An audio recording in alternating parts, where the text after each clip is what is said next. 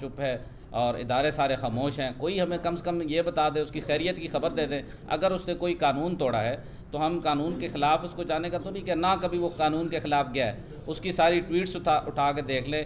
ہمیں تو وطن کی جو محبت کی گھٹی دے کے پرورش کیا گیا ہے، ہمارے اور تمام ہم لوگ محب وطن لوگ ہیں، تو اگر ایسا کوئی الزام دھر کے اس کے کسی اور کا اکاؤنٹ اس کے اوپر لگا کر، اور حقیقت یہ ہے کہ جب پی ٹی آئی کے سوشل میڈیا کا مقابلہ نہیں کر سکتے یہ، تو پھر ان کے جو نون لیگ یا باقی جو سوشل میڈیا والے ہیں وہ اوچھے ہتھ کنڈوں پہ آتے ہیں۔ ان کا نام بھی اس طرح سے دیا ہوا تھا، تو ہٹ لسٹ میں تھا یہ کہ تقریباً اس کے علاوہ بھی ہم پی ٹی آئی کے 700 یا 1000 کے قریب ارکان کو اٹھایا گیا ہے، تو ان کا شاید پتہ چل گیا، لیکن اس کا ابھی تک پتہ نہیں ہے کہ یہ کدھر رکھا گیا ہے، کس کی کہاں ہے۔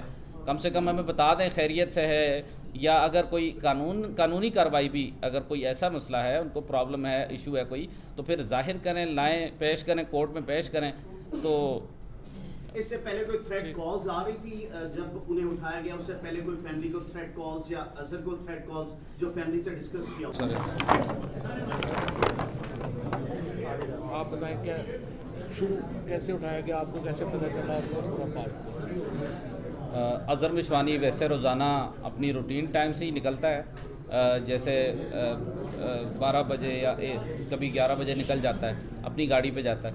تو یہ رمضان کے دن تھے، ویسے اسے تھریٹ تھوڑا سا تھا، ہمیں بتا رہا تھا کہ یار کسی دن مجھے یہ اٹھا لیں گے۔ ہم کہتے تھے کہ یار تھوڑا احتیاط کر لو، آپ زمان پارک میں ہی رہو۔ تو اس نے چونکہ ابھی بھی اس کی شادی ہوئی ہے، تو وہ واپس آیا، پہلا روزہ تھا رمضان، اس نے کہا چلیں گھر والوں کے ساتھ ہم کرتے ہیں سحری افطاری۔ تو وہ صبح سحری کے ٹائم تقریباً تھوڑا سا سحری سے پہلے آ گیا تھا، ہمارے ساتھ سحری کی ہے۔ پھر بڑے بھائی نے اسے بولا کہ چلیں جی آپ نکل جاؤ، چلے جاؤ، ایسا کوئی پرابلم نہ ہو جائے۔ اس نے کہا نہیں کچھ نہیں ہوتا۔ پھر وہ تقریباً دن 2:30 بجے کے قریب 2:35 کے قریب وہ اس نے گاڑی منگوائی ہے، اور ہماری اپنی گاڑی گئی ہوئی تھی باہر، تو وہ گاڑی منگوا کے وہ نکلا ہے۔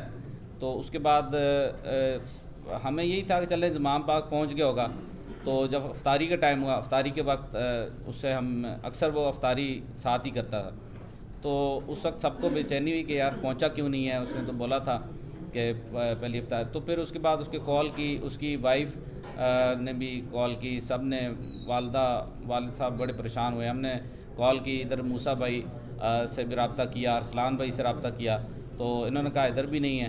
پھر اس کے بعد بے چینی بڑھتی گئی، پھر کرتے کافی ٹائم گزر گیا، پھر تمام دوستوں سے پتہ کیا، سارے دوست بھی آ گئے، کوئی خبر نہ ملی اس کی۔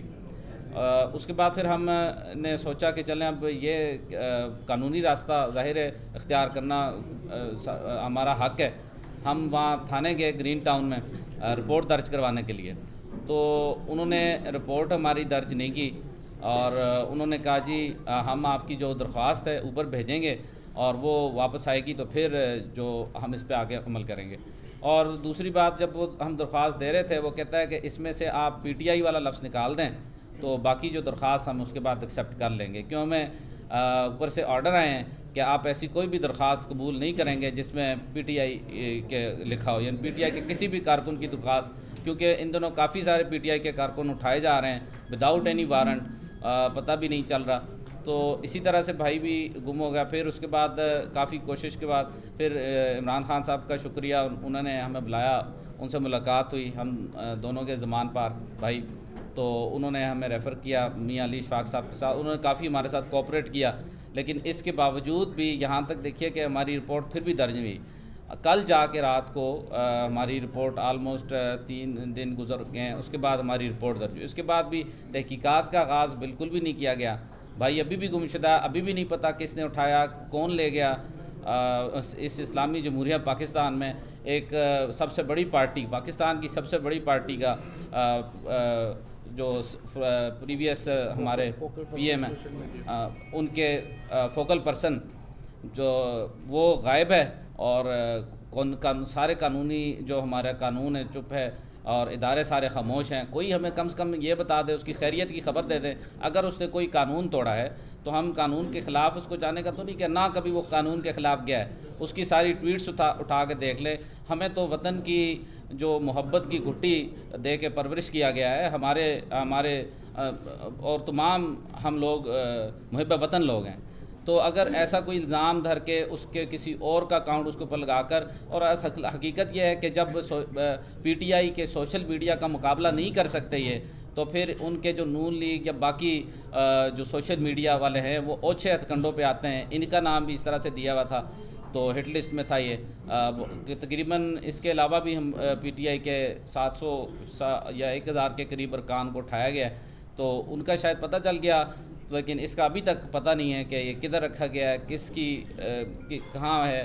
کم سے کم ہمیں بتا دیں خیریت سے ہے, یا اگر کوئی قانونی کارروائی بھی, اگر کوئی ایسا مسئلہ ہے, ان کو پرابلم ہے, ایشو ہے کوئی, تو پھر ظاہر کریں, لائیں, پیش کریں, کورٹ میں پیش کریں. تو اس سے پہلے کوئی تھریٹ کالز آ رہی تھی جب انہیں اٹھایا گیا, اس سے پہلے کوئی فیملی کو تھریٹ کالز یا اظہر کو تھریٹ کالز جو فیملی سے ڈسکس کیا انہوں نے؟ نہیں, تھریٹ کالز کسی قسم کی نہیں آئی, کالز کسی قسم کی نہیں آئی. اچھا, ان کا کیا کوئی لیپ ٹاپ وغیرہ بھی دیا گیا یا کیا چیزیں؟ 2 صحافی جنہوں نے یہ کلیم کیا ہے, طلعت حسین نے اور ایک اور صحافی نے, جنہوں نے یہ کلیم کیا ہے کہ ان کے اوپر تشدد کیا گیا اور وہ اکاؤنٹ ڈیٹیل بتا رہے ہیں, تو اب ایف آئی آر ہو گئی ہے. تو میں گرین ٹاؤن پولیس کو کہتا ہوں کہ ان کو تو فوراً شامل تفتیش کریں نا, ان سے پوچھیں کہ ان کا کیا سورس ہے, بیکاز یہ تو مسنگ پرسن ہے. ان دونوں کو بلا کے تو ان کا ورژن ریکارڈ کرے پولیس اس پہ کیوں حرکت نہیں کر رہی. اور جس طرح میں نے پہلے عرض کیا, دیکھیں یہ بڑا سنگین مسئلہ ہے, اس سے پاکستان کو عالمی سطح کے اوپر ایک بہت بڑے بحران کا سامنا کرنا پڑے گا. یہ فیٹف میں ہمیں دوبارہ ڈلوائیں گے, یہ ہمارا جو اسپیشل اسٹیٹس ہے یورپی یونین کا وہ ختم کروائیں گے. مسنگ پرسنز کی کوئی گنجائش نہیں ہے عالمی قانون میں, اور اس وقت پوری دنیا پاکستان میں ہیومن رائٹس کی جو حالات ہیں ان کو دیکھ کے پریشان ہے. اب ہم جا کے پروٹیسٹ ہم نے کرنا ہے, ہم نے اس میں شامل ہونا ہے. Thank you.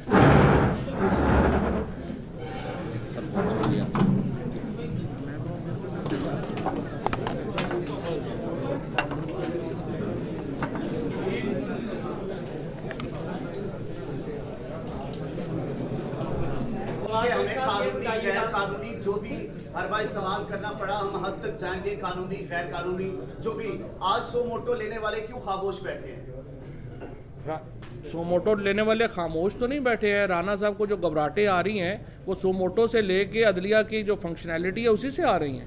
رانا صاحب جو ہیں وہ گھبرا گئے ہیں. میں نے انہیں سوچا ہے کہ کوئی لیگزوٹینل وغیرہ بھجواتے ہیں انہیں کہ جناب حوصلہ کرو, اینا بھی کوئی نہیں. ہم آپ کو کوئی کچھ کہنے کو جو ہے اسد صاحب کی طرف سے پارٹی کی طرف سے ہم ان کو یقین دلاتے ہیں, آپ الیکشن کرائیں, سسٹم کے اندر آئیں. میں آپ کو پھر کہہ رہا ہوں, اگر آپ سسٹم کے باہر جانے کی کوشش کریں گے زیادہ خطرہ ہے آپ کے لیے. سسٹم کے اندر رہیں. اچھا, آپ آخری سوال, پھر ہم نے یہ اظہر کے بھائی ہیں. آپ کی اور اسد عمر صاحب کی جنرل باجوہ سے بڑی ملاقاتیں بھی رہی ہاں ہیں. جی. انہوں نے کہا کہ عمران خان کو نے اسد عمر کو وزیر خزانہ سے میرے کہنے پہ ہٹایا. تو یہ بتا دیں کہ جنرل باجوہ نے جتنی آپ کی ملاقاتیں رہی ہیں آج تک کوئی سچ بھی بولا ہے یا بس نہیں؟ کل ویسے جنرل باجوہ صاحب نے ایک سچ بولا ہے, وہ یہ بولا انہوں نے کہ شہباز شریف 40 منٹ تک بغیر سر اٹھائے ڈانٹ کھاتا ہے. یہ باجوہ صاحب صحیح کہہ رہے ہیں. اچھا, اور ایک سوال ہے کہ جن صحافیوں کی حقائق دکھاتے ہوئے بائکس اٹھائی گئی ہیں وہ ہمیشہ پی ٹی آئی پورا کرے گی یا حکومت جن صحافیوں یہ ہم اس سی سی پی او اور وزیر اعلیٰ سے 2 بائکس لیں گے انشاءاللہ, فکر نہ کریں. اچھا, ایک منٹ.